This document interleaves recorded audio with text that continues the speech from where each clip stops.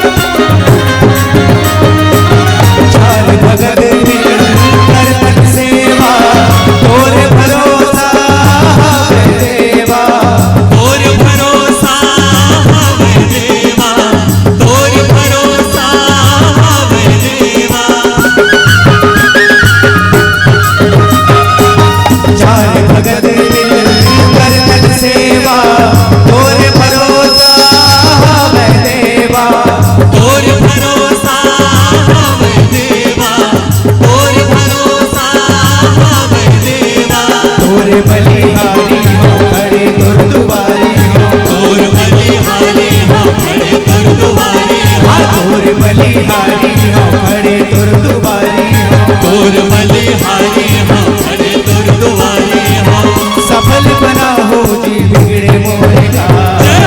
गौर के लाला गणपति महाराज गौर के लाला गणपति महाराज गौर के लाला गणपति महाराज गौर के लाला गणपति महाराज पहली न्योता है तो लगन राज पहली न्योता है तो लगन राज आहू सभा बीच राख मोरे लाज आहू सभा बीच राख मोरे लाज तोला गोहरावत हो मैया तोरे लागत हो तोला गोहरावत हो मैया तोरे लागत हो तोला गोहरावत हो मैया तोरे लागत हो तोला गोहरावत हो मैया तोरे लागत हो गौरी के लाला गणपति महाराज गौर के लाला